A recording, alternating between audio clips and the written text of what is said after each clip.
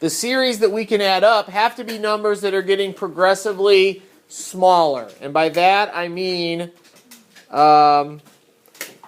you're multiplying them by a fraction. You know, like this. Actually, let's use an example that's a little smaller. Like, let's use this one. This is the same exact example. So if I'm 16 feet away from that wall, say, and I decide every day or every hour I'm going to move halfway towards that wall. So the first hour I move 8 feet. And the next hour I move 4 feet. And the next hour I move 2 feet. When am I going to get there? It's going to take you a very long time. I'm never going to get there. How far am I going? Half the distance. But how far is the distance? Where am I headed? 16 feet.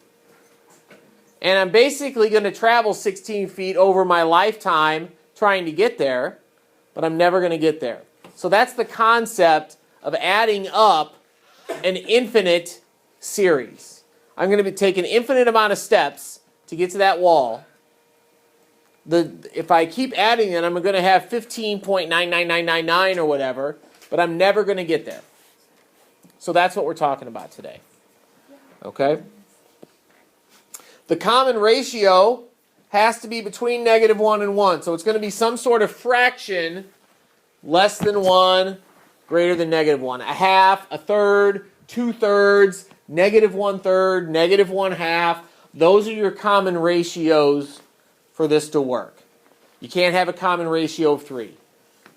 That won't work. Okay? Because then you've got bigger and bigger numbers. Won't work. There's an example of what one would look like if it had a negative common ratio. We could still find the sum of the infinite series. That's just what it would look like. The sum formula, the last one on your formula sheet for an infinite geometric series, a1 divided by 1 minus r. We had to get rid of the n, obviously, because an infinite geometric series does not have a number of terms. So there is no n. So the formula is a1 over 1 minus r.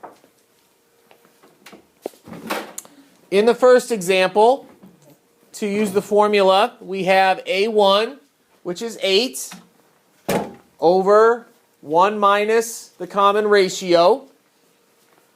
The common ratio, if you're going from 8 to 4, is we're dividing by 2, so that's a common ratio of 1/2. So the formula is simply 8 over 1 minus 1/2, which is 8 divided by 1/2, which is 16, which I kind of said at the beginning when I said we were going towards a 16-foot wall. That's it. That's that whole problem. In the next one, well, over here on the right, you can see if I'm walking towards that wall, in the green numbers, you can see how I would get closer and closer to that wall every hour, but never get there. Those fractions would just get bigger and bigger. The 15 would stay 15 forever. Okay, that's the concept. The second series I have up there, the a1 is 1. To find the common ratio, if it's kind of confusing, as I've told you, you can always take the second term divided by the first term. -1/3 divided by 1, the common ratio is -1/3. 1 minus r, 1 minus -1/3, chop chop. 4/3, 1 divided by 4/3, 3/4. So the sum of that infinite geometric series is 3/4. If you set up a computer to generate that series and add it up for you and let it run day and night and day and night, it would get a number that's closer and closer and closer to 3/4. It would keep going higher and lower. Like it starts out at 1. That's bigger than 3/4. Then you subtract a third, now you're below 3/4.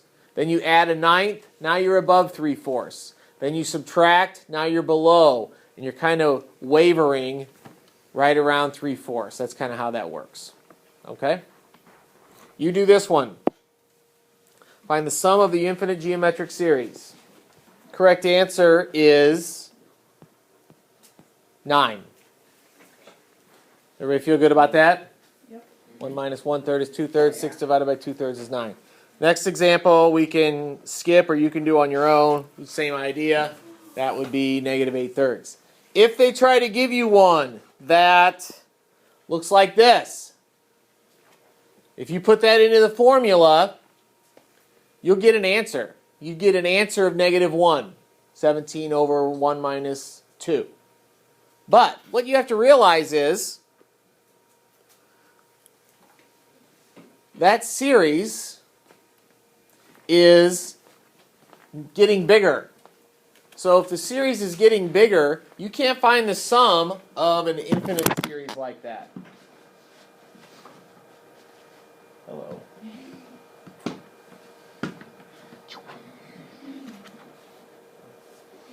So negative 17 is obviously not the sum of that series. So you have to notice that the ratio is too big, and the answer is a guppy. All right. Now we're going to do one of these.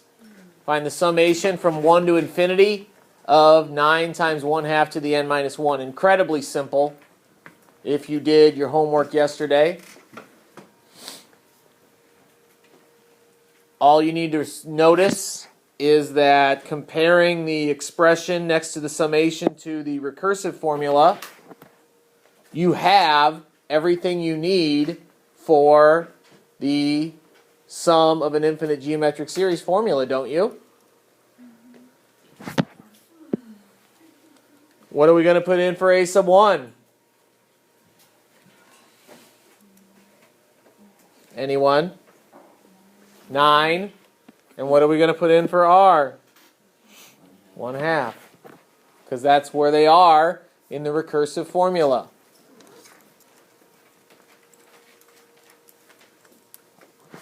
And that's 18.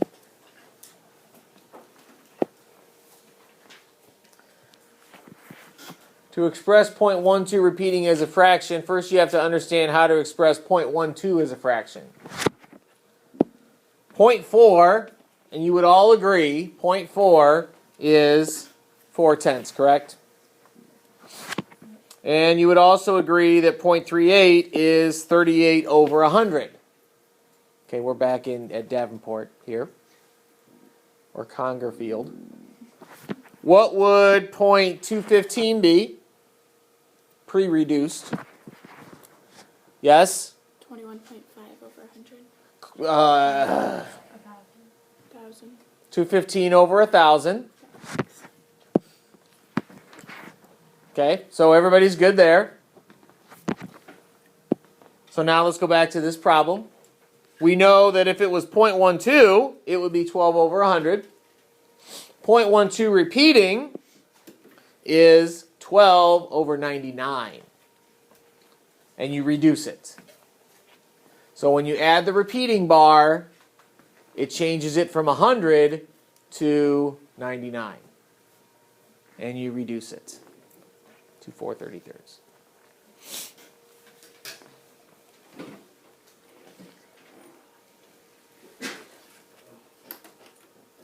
So here's some more examples of this.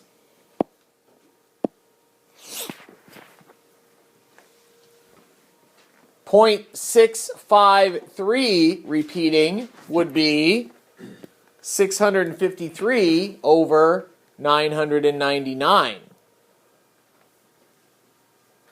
And you would try to reduce it, and I don't believe it reduces.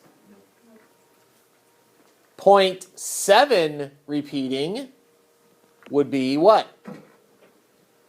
You think? Tanner? 70 over 99? No. 7 over 9. 7 over 9. See how, are you figuring out how many 9s to put there? Okay. Basically, however many numbers you're repeating under your bar, in that case it was just 1, repeating a 7. you put that many 9s under the fraction. See if you can do the final 3, reducing when you can, and we'll go over those here in a couple minutes. 56 over 99, 10 over 33, 283 over 999.